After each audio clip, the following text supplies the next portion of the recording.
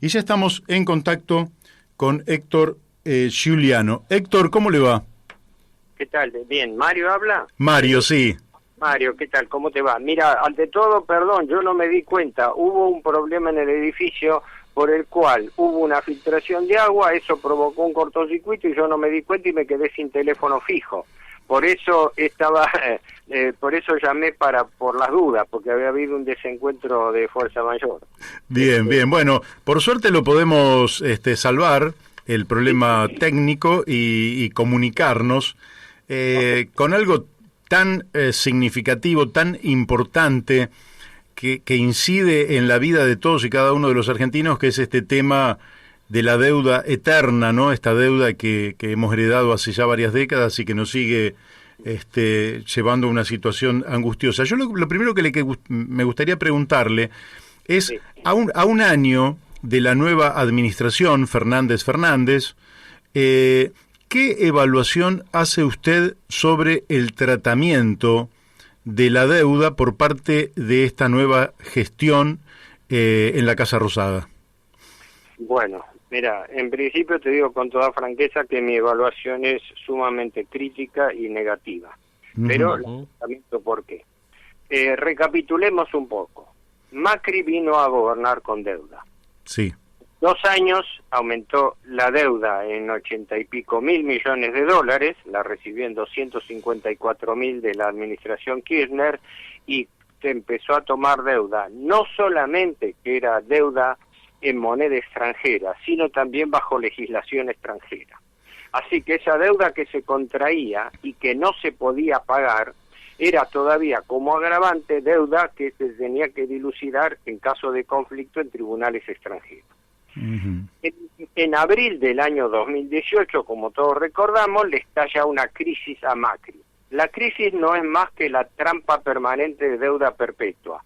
Como el país no paga un centavo de capital, sino que refinancia por novación hasta el último centavo de capital que le vence, y consecuentemente vive devengando intereses, porque la clave del negocio de la deuda es pagar intereses, no devolver el capital. Entonces, frente a esa situación, el gobierno Macri, en lugar de hacer lo que debiera haber hecho un gobierno normal, que es suspender los pagos y encarar negociaciones de reestructuración de deuda, no, ¿qué hizo?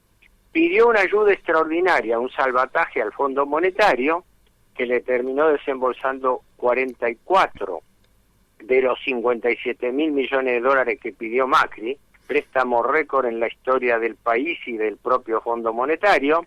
Le prestó esa suma para salvar financiera y políticamente la gestión del gobierno Macri, pasándole la cuenta al futuro gobierno. Perdón esta digresión inicial, pero viene a cuento de qué es lo que recibe la administración Fernández y qué es lo que hace con ese problema. Correcto. Lo que hubiera debido hacerse, por lógica, es, una vez recibida la herencia, no lamentarse de la herencia recibida. Eso lo han hecho todos los gobiernos desde hace 40 años, todos los gobiernos se lamentan de la herencia recibida y dejan una deuda peor que la que recibieron. Lo que debiera haber hecho el gobierno es suspender los pagos y encarar sí negociaciones con los acreedores, pero habiendo suspendido los pagos, como en todo proceso concursal, se interrumpe el devengamiento de los intereses. Esto es importantísimo. ¿Por qué? Porque en ese momento los bonos en moneda extranjera y en legislación extranjera que tenía la Argentina hasta ahora, sumaban unos 66.000 millones de dólares. Hoy arreglamos por 72.500. ¿Por qué? Porque en el ínterin de los 9 meses de negociación, como el gobierno clamaba porque no quería entrar en default, no quería suspender los pagos, quería tener buenas relaciones con los acreedores, el reloj de taxi de los intereses le siguió creciendo. Y en el ínterin se capitalizaron cerca de 6.500 millones de dólares más. Quiere decir que el gobierno Fernández entró negociando una deuda de 66.000 millones con los acreedores y en agosto terminó acordando la misma, aumentada a 72.500. En agosto el gobierno Fernández hizo una doble rendición. financiera y jurídica. La rendición financiera la hizo el 4 de agosto, cuando se allanó a las principales exigencias de los fondos buitre, que eran: primero, no hay quita, la quita es simbólica, un 1.4%. Pero para decirlo entre nosotros, se mataban de risa porque por un lado hacían una mínima quita de un 1, en promedio da un 1.3, 1.4% sobre el total, deuda que los fondos buitre habían comprado a 30 y 35% de su valor de mercado. Triplicaron. Claro, ya solamente por el reconocimiento del valor facial, del valor nominal de los bonos, ya con eso triplicaron el valor de lo invertido. Y además, como el gobierno Fernández no suspendió los pagos ni el devengamiento de los intereses, se le sumaron otros 6.500 millones por intereses capitalizados, que son por anatocismo, es decir, por interés compuesto. Yo no pago una deuda, tengo intereses, no pago intereses, me cobran intereses sobre los intereses.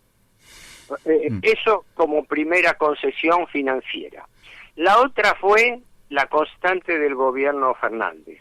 El gobierno Fernández vive pateando los compromisos para adelante.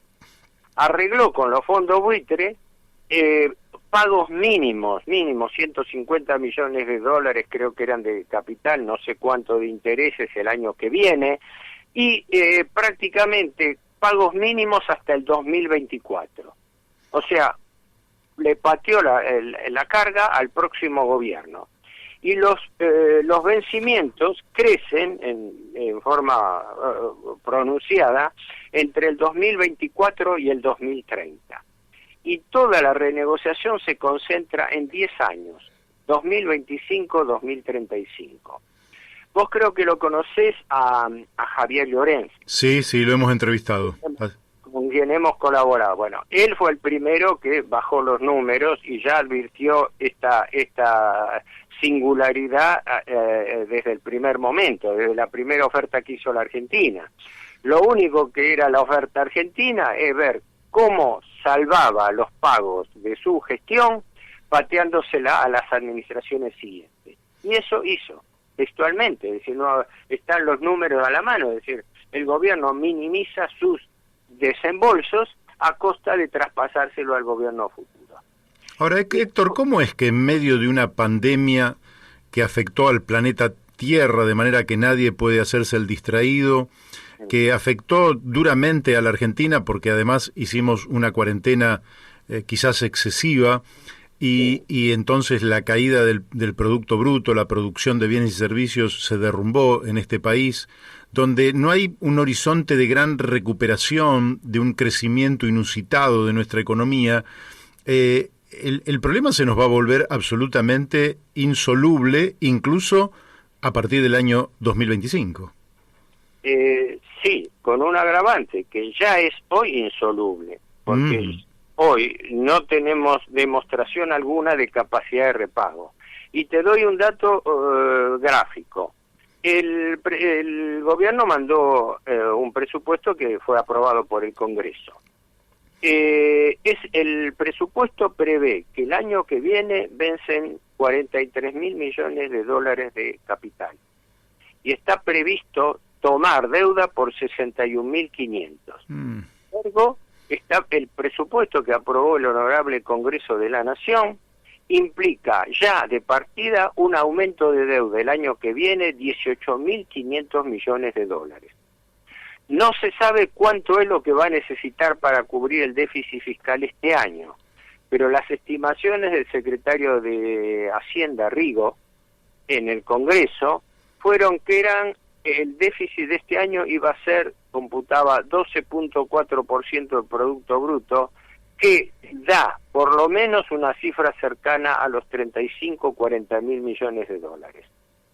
¿Dónde está el nudo de la cuestión? ¿Cómo se financia ese déficit? El gobierno está tratando de financiar lo máximo con emisión monetaria, pero los fondos buitre y el Fondo Monetario Internacional están presionando al gobierno para que no emita dinero, sino que emita deuda. Es el eterno problema. no emitan dinero porque emitir dinero es anatema, emitir dinero es inflacionario. Emitir deuda no, emitir deuda es fácil porque aparte de la emisión tenemos que pagar intereses. Hay una vieja premisa que dice, entre emitir dinero y emitir deuda, siempre me va a convenir más emitir dinero, porque por el dinero que yo Estado emito no pago interés, mientras que por la deuda sí.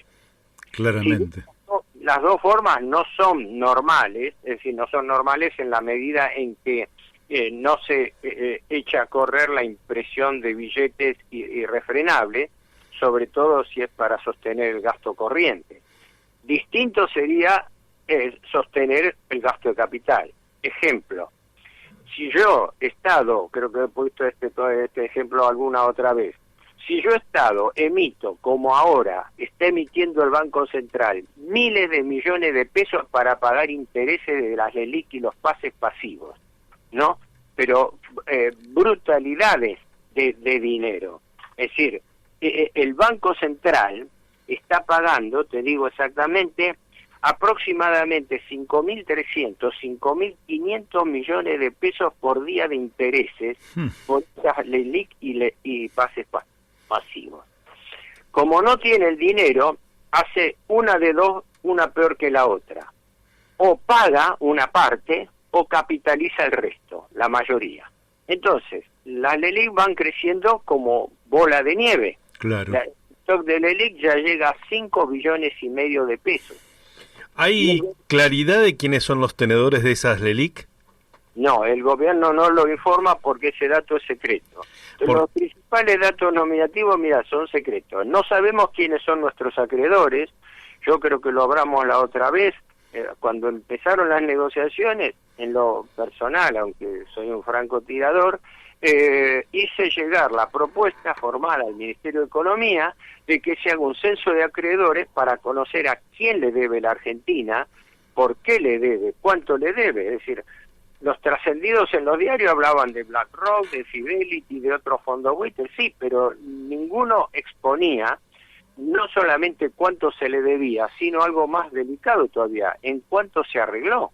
No sabemos la cifra. El Ministerio de Economía no ha presentado ningún documento donde diga cómo quedan las cifras exactas de vencimiento con los acreedores. No, y el Banco Central, respondiendo a tu pregunta, el Banco Central no informa quiénes son los tenedores del LELIQ y pases pasivos. Ahora, ¿esto no nos lleva de cara a una crisis financiera en el corto plazo? En mi opinión, ya estamos viviendo una crisis financiera.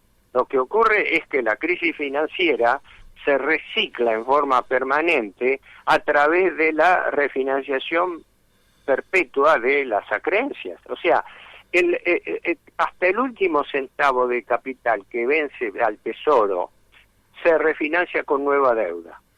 Hasta el último centavo de pesos de dinero que vence al Banco Central se financia con nueva deuda. Por ende, estamos frente a una trampa de endeudamiento perpetuo donde el capital queda continuamente impago y la carga de intereses crece cada vez más. Por eso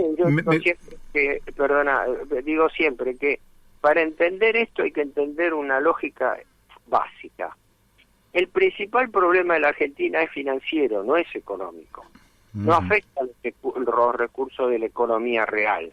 Los recursos están, la mano de obra está, la posibilidad, el management administrativo existe, pero ¿qué ocurre?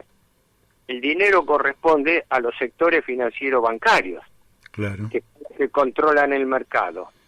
Y en consecuencia lo que estamos viendo que es que mientras todo el mundo está en recesión, los salarios reales bajan, las jubilaciones bajan, las tarifas ahora se descongelan, el mundo en recesión, todos los sectores pierden, menos el sector financiero bancario, a quien no el mercado, sino el propio Estado le paga por las LELIQ una tasa del 38% anual. LELIQ que básicamente, o sea, dinero que viene de los depósitos de las empresas en cuenta corriente y en cajas de ahorro y de los particulares. Una buena masa de ese dinero que está en el LELIQ y a los cuales los bancos se apropian de ese interés, es el dinero de los argentinos que está en el circuito financiero. Sí, en efecto, aunque hay que hacer la aclaración que a su vez también aumentaron las tasas de plazo fijo con que remuneran a los depositantes. Pero las tasas de plazo fijo estaban en el orden del 30%, las de LELIQ y pases pasivos fueron respectivamente las de LELIQ, que son colocaciones a 7 días, a 38% anual, ponderado por 7 días, lógico. Y las de pases pasivos las llevó el Banco Central la otra semana a 36%. Ahora, ¿qué negocio productivo en la Argentina da una rentabilidad del 36% anual? Ninguno. Ninguno, solo los ilegales. Y tenemos una masa que ya te digo, 5 billones y medio, es el equivalente de 68 mil millones de dólares. Ese es el pasivo paralelo que tiene el Banco Central, mientras el Tesoro Nacional debe, lo que se llama deuda pública oficial, 337 mil millones. Así que a los 337 mil millones del Tesoro hay que sumarle esta masa de LELIQ y pases pasivos por 68. Estamos dentro de un esquema financiero surrealista, ¿no? Claro. Ahora, el tema es que aquí se hacen varias cuestiones. Por un lado, se lo escuchaba al expresidente ahora, pero presidente Macri, decir, tengo que tomar deuda porque tengo déficit fiscal. Lo que no decía es que el déficit era en pesos y él tomaba deuda en dólares. Exacto, esa es una importantísima, ¿no? Exacto, por eso la trampa de tomar deuda para financiar el déficit y excusarse en que se toma deuda en moneda extranjera porque si se emitiría dinero sería inflacionario, lo cual es un sofisma, porque también la deuda la deuda en moneda extranjera es inflacionaria, porque por los dólares que se captan, esos dólares se traducen a pesos y la mayoría de esos pesos van a parar a los bancos que las colocan en LELIQ. Así que en definitiva nos endeudamos para que suba el pasivo del Banco Central. Claro. ¿Me explico? Sí, sí. Es una trampa financiera directa. Ahora le quiero preguntar en la misma más o menos dirección. Es decir, en la Argentina se dice, vamos a un ajuste, vamos a bajar jubilaciones, vamos a bajar salarios, en eso andamos, pero lo que bajamos son jubilaciones en pesos y lo que deterioramos es a los proveedores de ese mercado interno, es decir, a los productores, comerciantes que proveen a ese mercado interno, cae el gasto público, cae el mercado interno, pero no generamos los dólares tampoco para pagar, de manera que esa política, ¿cuál es el sentido de esos ajustes? A ver, hay una clave secreta, pero que es conocida técnicamente, Vox Populi. La clave secreta es que cuando se devalúa el peso, ¿no? Cuando sube el dólar, en realidad el efecto financiero fiscal para el Estado es positivo porque está licuando el gasto público en pesos. ¿Me explico? Sí. Es decir, como el gasto público y la recaudación son fundamentalmente en pesos, pero el 80% de la deuda pública está contraída en moneda extranjera. Entonces, ¿qué ocurre ahí? La variable de ajuste, la variable de arbitraje clásica es el tipo de cambio. Por eso los gobiernos tienden a retrasar el tipo de cambio. Ejemplo, en este momento estamos teniendo un tipo de cambio que mayorista está en el orden de 80-81 pesos. El tipo de cambio, por más inflado y especulativo que sea, paralelo, está en 157. Y el mismo tipo de cambio comprado oficialmente con los dos impuestos, el impuesto país y las retenciones sobre las retenciones sobre ganancias, bienes personales, son 65% y lo llevan a 137, ¿verdad? Entonces, ¿qué ocurre? Ahora tenemos un panorama más complicado porque tenemos tipos de cambio múltiples, ¿verdad? Si uno va a comprar dólares, al banco se lo venden a 137. Si esos dólares los va a comprar en una cueva, se lo venden a 157. Si uno lo tiene y tiene que hacer una cancelación, los hace a valor 80 si es mayorista, 86 si es minorista. Si arbitra en bolsa, tiene el contado con liquidación que está en 160. O sea hemos armado un esquema de tipos de cambio paralelos múltiples, con lo cual nadie sabe exactamente cuánto vale el peso en relación al dólar, porque depende de quién lo tenga. Yo incluso temo que esto dé lugar en algún momento a alguna trampa gubernamental, porque si hubiese una conversión forzosa de dólares a pesos, el gobierno la haría a 86 pesos y no a los 137 que lo venden. ¿Me explico? Sí, entonces la gente que tiene una caja de ahorro en dólares está en una zona de riesgo.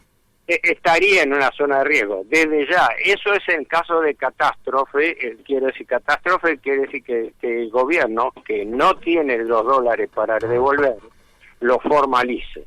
Hasta ahora el gobierno está aguantando la situación porque tiene un acuerdo tácito con los bancos para que los bancos no contribuyan a retirarle los dólares que tienen en el Banco Central. Pero creo que la suma de dólares equivalía a unos 14, 13 mil millones y va reduciéndose porque la gente progresivamente, ante el temor, va retirando los dólares que tiene en el banco. En definitiva, tener dólares en el banco es riesgoso, porque si en algún momento hacen un plan Bonex y se lo convierten una tenencia en dólares en un bono a pagar como pasó con el plan Bonex, a 10 años, del año 89 al 99, uno queda entrampado. Claro. De todas maneras se supone que eso ocurriría, si eso ocurre, ya ocurriría a un nivel de catástrofe, ¿no? Digamos, es como la frase, creo que era de Borges, ¿no? Dice, no los une el amor, sino el espanto. No se van a atrever a hacer eso porque hoy en día el país no resiste una incautación de ese monto. Pero a lo que voy es que, en realidad, en mi opinión, el tipo de cambio está retrasado. Y el gobierno está basándose en premisas falsas. Ejemplo, el presupuesto del año que viene, que acaba de ser aprobado por el Congreso de la Nación, tiene supuestos macroeconómicos idílicos. Ejemplo, que la inflación del año que viene va a ser de solo el 29%. Cuando ya este año se le están escapando valores superiores al 40%. Y no indica cómo va a contener la inflación del año que viene. Segundo, un dólar previsto a fin de año a 102,50. 102,50 es la premisa con la cual está hecha el presupuesto del año 2021. Claro. Cuando el gobierno... Claro, cuando uno ve esta variable dice, esto es un dibujo, esto no se puede analizar, Claro. porque contra qué tipo de cambio estamos hablando. No sé si me fui lejos de tu pregunta, pero No, está muy claro. Ahora, en este tema, los tipos de cambio, que no hay yo supongo que no hay ninguna economía que pueda funcionar si uno no tiene... ¿Cómo planifica uno hacer un viaje si no conoce la ruta, no hay mojones en el camino, si todo es un caos, ¿verdad? Ahora, en la Argentina, que debería establecer un tipo de cambio relativamente estable para la previsibilidad de la economía, este año tiene una balanza comercial favorable. ¿Por qué no repercute favorablemente en las cuentas públicas? A ver, primero aclaremos lo siguiente. Las divisas que entran por exportación son divisas privadas. Sí. No importan, y además son grandes grupos transnacionales exportadores, ¿no? Porque todo el mundo habla del campo, de la cosecha, de la salvación por las exportaciones agrícolas, sí, todo eso suena bien, pero quienes controlan ese negocio no son empresas nacionales, son empresas multinacionales. Y consecuentemente lo que hace el Banco Central es que por cada dólar que entra, emite su equivalente en pesos. Y esa masa de dinero que se genera por entrada de divisas, genera una masa de dinero que el propio Banco Central absorbe a través del ELIC y pases pasivos. ¿Qué quiere decir? Esto para el público, ¿no? Vos lo sabés. ¿Qué quiere decir? Que cuando entra una suma en dólares, entran dólares de deuda externa, por ejemplo, entran dólares de exportaciones, yo, Banco Central, a través de una relación de conversión, emito dinero por ese equivalente. Y ese dinero se pone en circulación en el mercado. Ahora, como tanta masa de dinero presiona sobre los precios, entonces yo, Banco Central, salgo a colocar deuda para absorber, para retirar esos mismos pesos que emití. Algo así como decir que por una ventanilla estoy emitiendo dinero y por la otra lo estoy recogiendo pagando intereses. Esa es la gran trampa financiera. Por eso el gobierno tiene tiene acordado con los grandes bancos esta operatoria de que los bancos no le retiren el dinero, porque, escúchame, tener una masa de más de 5 billones de pesos con vencimiento de 1 a 7 días, quiere decir que algo así como que el presidente del Banco Central, Pelle, cuando llegue y se siente en su escritorio todos los días, mira la cuenta a ver cuántos billones de pesos le caen de vencimiento de pases pasivos y del ELIC.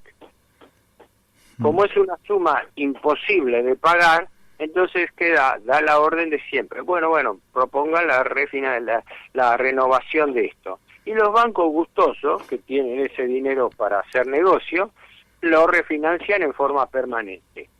¿Y para eso qué piden los bancos? Más tasa de interés. Porque la ecuación clásica que vive la Argentina, cuando tantas veces se habla del problema de la economía bimonetaria, en efecto, la economía bimonetaria consiste en que la moneda dura de ahorro es el dólar y la moneda de circulación es el peso.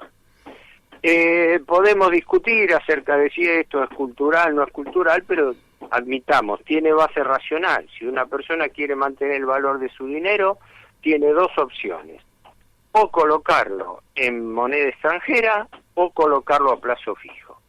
Entonces, ¿cuáles son las dos variables en juego? ¿Cuál es el eterno arbitraje?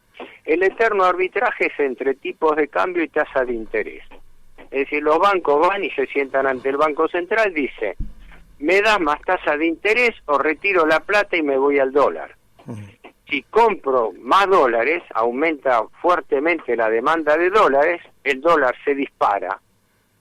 Del dispararse el dólar se disparan los precios y el país entra en caos. Juliano, una consulta. Ahí hay una masa, un poco con lo que hablábamos antes, de dinero muy importante, ¿sí? Por la cual los bancos no pagan interés, no pagan, porque es el dinero que circula en cuentas corrientes y en las cajas de ahorro, pero que no pagan interés, ¿sí? No en depósitos a plazos fijos.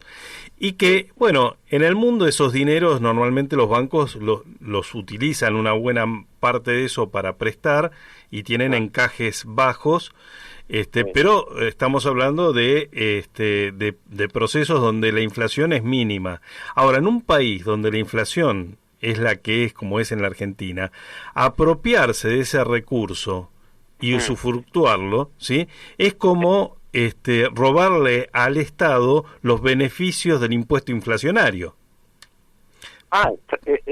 Bueno, es claro. La inflación efectivamente actúa como un impuesto, pero los bancos, como intermediarios del manejo de dinero, efectivamente usufructan eso.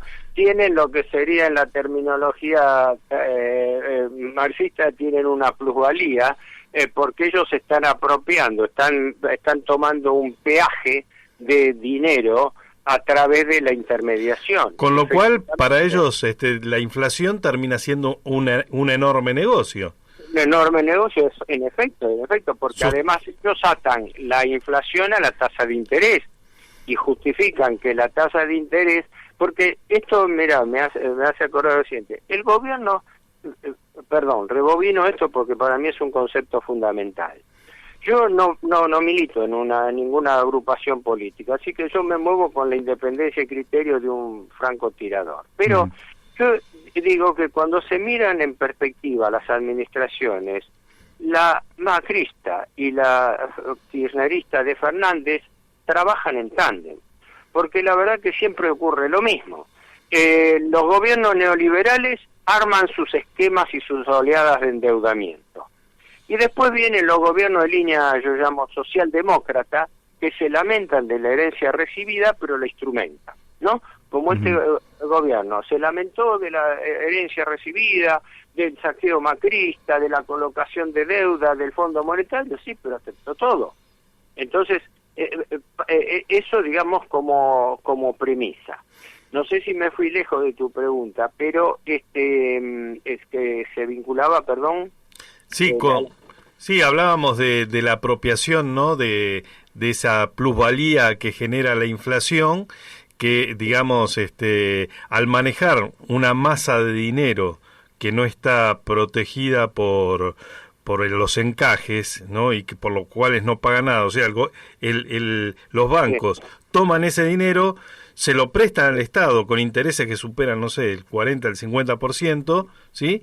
Sí, 38. 38, bueno, en algún momento fue más, llegó al 60, y digamos, y por eso no pagan nada, o sea, reciben los beneficios de la inflación, que supuestamente, como vos decías antes, son, digamos, si tiene alguna ventaja la inflación para el Estado es que le sirve para licuar deuda, pero si una buena parte de eso se lo terminan apropiando los bancos, en realidad los que pagamos los platos rotos somos los trabajadores y los pobres de a pie de la Argentina, ¿no?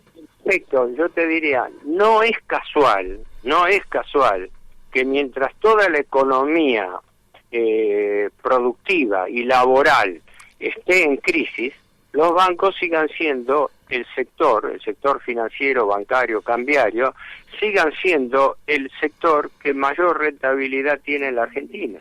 ¿Por qué? Porque justamente estas épocas de asimetría son las más convenientes para la especulación financiero-bancaria. Además que ellos multiplican la ganancia, porque por el ciclo corto de estas colocaciones, el anatocismo, es decir, la capitalización de intereses es monstruosa, porque estamos hablando de pases a un día. Te doy un ejemplo deliberadamente irritativo. La gente no sabe que existen las llamadas letras overnight, que están metidas dentro de los pases pasivos. En dos palabras, cuando el banco hace la caja de cierre del día, informa por internet al Banco Central cuál es el saldo de caja en efectivo que le quedó para el día siguiente. Ese dinero que queda hasta las 9 de la mañana del día siguiente, que creo que es una hora antes de la apertura de los bancos, por ese dinero inmovilizado que ni siquiera fue trasladado físicamente al Banco Central, el Banco Central le devenga los intereses de los pases pasivos, que ahora está en un 36%. Jamás vi un subsidio tan grande y tan alevoso a una actividad. Claro. Es como si vos tenés un negocio, haces el arqueo de caja, llamás al Ministerio de Economía o al Banco Central y dices, mire señor, a mí me quedó un neto en caja de 10.000 pesos. Ah, bueno, muy bien señor, gracias, le vamos a mandar unos intereses por eso. ¿Por qué? ¿Por qué ese subsidio? Y vos fíjate que nadie dice absolutamente nada. Sí, Yo llegué a hacer esta presentación al Banco Central porque existe una resolución interna, la resolución 144 del año 2004, en ese momento estaba Prat Gay al frente del Banco Central, que es donde se dictó esta resolución. Pero las resoluciones del directorio del Banco Central son secretas y en consecuencia no se puede tener acceso a los fundamentos de esa resolución. Esto me consta en lo personal, tengo la respaldos adecuados. Sí, sí. Digo esto como un ejemplo irritativo de cuál es el privilegio. Después se rajan la vestidura porque hay subsidios al transporte, a la energía, y bueno, no podemos pagar subsidios al transporte, hay que elevar el boleto. No podemos pagar el subsidio a la energía, hay que descongelar tarifas. Pero nadie habla ni media palabra de los privilegios y los subsidios al sistema bancario. ¿Viste? Terrible. El país no siente nada. Héctor, mi última pregunta tiene que ver con una reflexión sobre un tema, yo por lo menos he participado en estas clases geselianas o cátedras geselianas, y en la cual ha estado usted también, el tema de la tasa de interés. Es decir, parece un tema como que fuera de mercado simplemente, y en realidad detrás de la tasa de interés va el futuro de las naciones, porque si una tasa de interés es superior a la tasa de crecimiento de la economía real, claro, la economía financiera se termina deglutiendo a la economía real. Exacto. Bueno, mira, eso es exactamente lo que yo planteo. Primero, repito siempre lo que decía antes. Para entender el problema que está viviendo la Argentina en materia económico-financiera, hay que entender que el principal problema en la Argentina es financiero, no es económico. Uh-huh.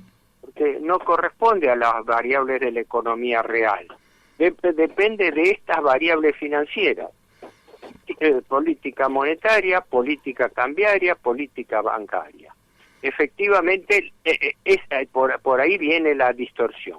El enfoque geseliano, habría mucho para hablar sobre eso, aporta elementos importantes porque Silvio Gesell, que todos dicen Gesell, en realidad Silvio Gesell, lo mismo que Villa Gesell, Silvio Gesell formó parte, no era él únicamente, ¿no?, de quienes piensan o pensamos que como la moneda no tiene un valor intrínseco, sino la moneda tiene un valor representativo convencional, ¿no?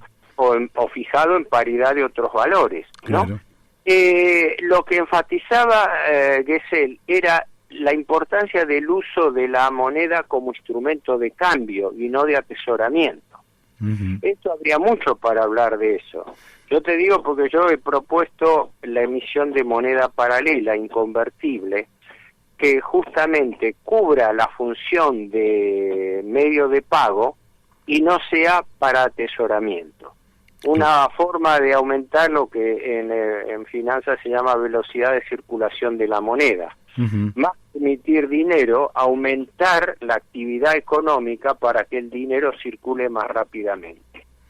Esto es la comparación clásica que se hace de que el dinero es a la economía como la sangre al cuerpo humano. Claro. Cuando corres, ¿qué pasa? La sangre fluye más rápido. En economía pasa algo parecido. Cuando la economía se activa, es porque la sangre fluye más rápido, el dinero fluye más rápido. Pero si vos reprimís la circulación del dinero, estás estrangulando la economía. ¿Y cuál es la llave de ese estrangulamiento? La tasa de interés. Claro. Porque la tasa de interés, ¿qué hace? Restringe, como si vos le pusieras una llave de paso y la vas estrangulando. Entonces, ¿qué pasa? La economía entra en crisis porque la potencialidad de la economía no se corresponde con los medios de pago. Como vos bien decías al comienzo, mientras exista una correlación o una relación directa entre aumento de los medios de pago y aumento de la producción, no debiera haber presión inflacionaria. Lo que pasa es que acá hay una gran corrupción del mercado por parte de los empresarios, que cuando aumenta la disponibilidad de dinero, o sea, cuando aumenta la demanda, los empresarios, en su mayoría el empresariado argentino, formador de precios, no responde aumentando la producción, sino aumentando los precios. Es la gran trampa que existe, ¿me explico? Sí. Es decir, porque si la economía funcionara normalmente, la gente dispone más dinero por su trabajo, consume más, y se supone que el comerciante, el productor, a su vez, aumenta su oferta. No, acá en lugar de aumentar la oferta, aumentan los precios por especulación de mercado. Y eso es uno de los factores, luego, económicos, que se relacionan con la especulación financiera, porque ¿qué quieren en definitiva? No quieren más venta, quieren más margen de utilidad, que no es lo mismo. Ujú. Es todo un dilema, porque creo que vos lo habías puesto en el temario, no sé si tenemos tiempo, pero te hago un comentario porque lo vi señalado. Sí. ¿Cómo está bajando el gobierno la capacidad de consumo, el poder de compra? Y bueno, escúchame, este gobierno, el acuerdo firmado por Macri, de stand-by de junio del 2018, preveía 3 llamadas reformas estructurales.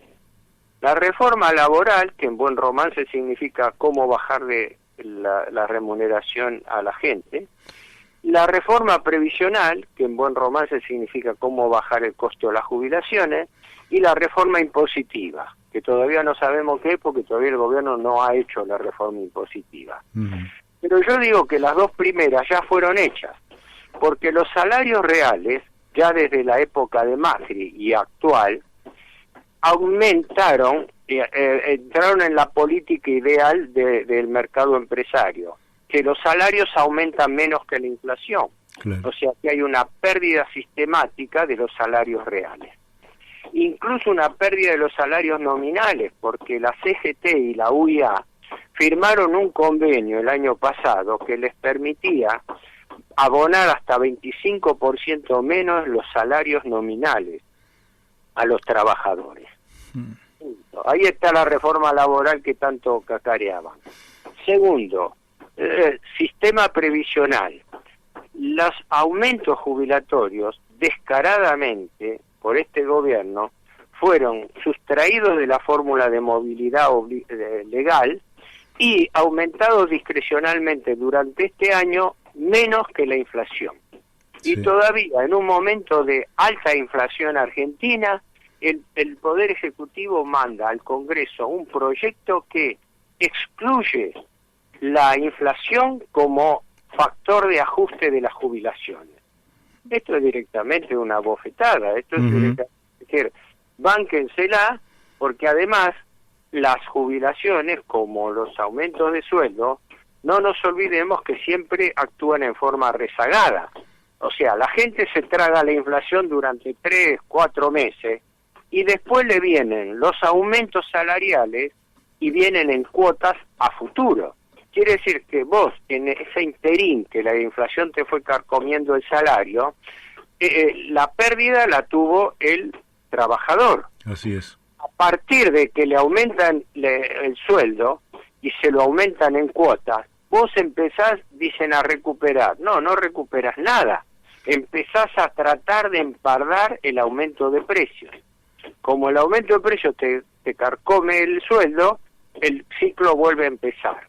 Por eso a la pérdida económica de los salarios hay que sumarle la pérdida financiera. Yo una vez hace tiempo, hace años, que me querían matar por eso, ¿no? Empecé a hablar de que la solución frente a la inflación que carcome los salarios, aunque admito que es dinamita, ¿cuál es? Acortar el periodo de pago de los salarios. Los salarios debieran ser liquidados quincenalmente o semanalmente. ¿Por qué? Porque resulta que durante el mes el empresario puede, ejemplo, colocar a plazo fijo o colocar en una operación financiera parte de ese dinero, que le paga a mes vencido al trabajador. Así es.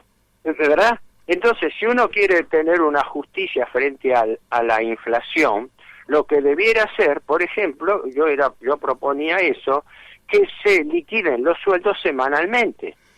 Entonces, el mercado se normaliza, tampoco se producirían picos de que la gente va y consume mucho al comienzo de mes, después al quinto día se quedó sin plata y el resto del mes sobrevive, ¿no? Y sería de mayor justicia social inclusive.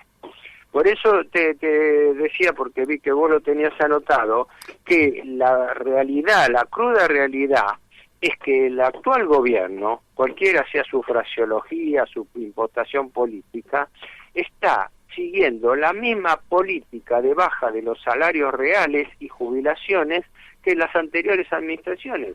Nada más que esta vez se ha hecho más descarado por el efecto de la inflación.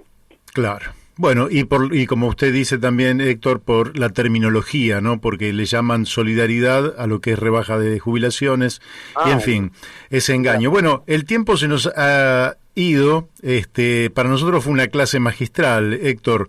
Bueno, espero haberle sido útil, porque yo digo siempre, nunca estoy conforme con lo que expreso, a veces pensando en que fue o insuficiente o que por ahí fue muy confusa para el oyente, pero si fue útil me alegro. Yo creo que aportó una gran cantidad de elementos que nos ayudan a pensar, y aunque usted dice esto, lo dije en alguna otra oportunidad, la verdad es que reiterar conceptos es lo que hace que esos conceptos se terminen fijando, y lo que necesitamos en la Argentina es que nuestro pueblo empiece a fijar algunos conceptos, sobre todo sobre un tema tan central y que es la deuda, y que usted es uno de los grandes estudiosos de esta materia, ¿no?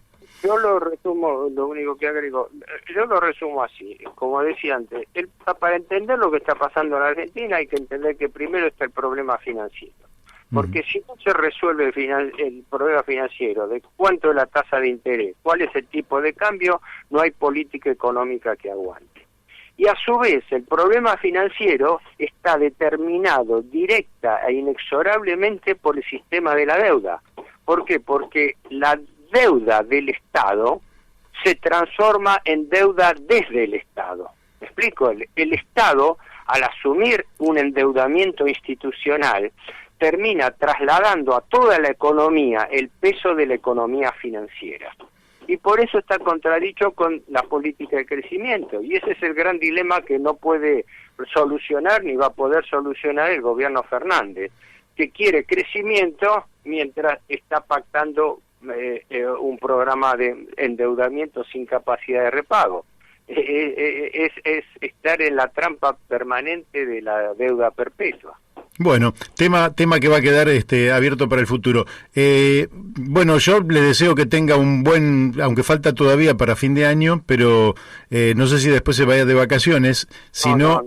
No uso vacaciones, además estas vacaciones condicionadas por la cuarentena, digo, no participo, pero no, estamos en contacto en cualquier momento, con un mínimo aviso. Estoy a disposición, no hay problema. Perfecto, Héctor, vamos entonces a volver a tratar este tema porque, como usted dice, al ser permanente, hacer una cosa eterna, nos va a dar lugar a que volvamos a hablar sobre este tema. Le mando un fuerte abrazo. Bueno, gracias igualmente, suerte, adiós. Gracias. Hasta luego. Bueno, hemos hablado con Héctor Giuliano, nos ha... Muy claro, y aparte porque mucha gente vos no te explicás por qué la Argentina, con todas las capacidades, con todos los recursos... Está como está. Está como está. Está por lo que dice Héctor Giuliano. El problema de la Argentina no es económico, no es de capacidades. Aunque tenemos que mejorar la escuela, la justicia, la política, el problema es financiero. El parasitismo financiero es lo que consume el destino de la Argentina.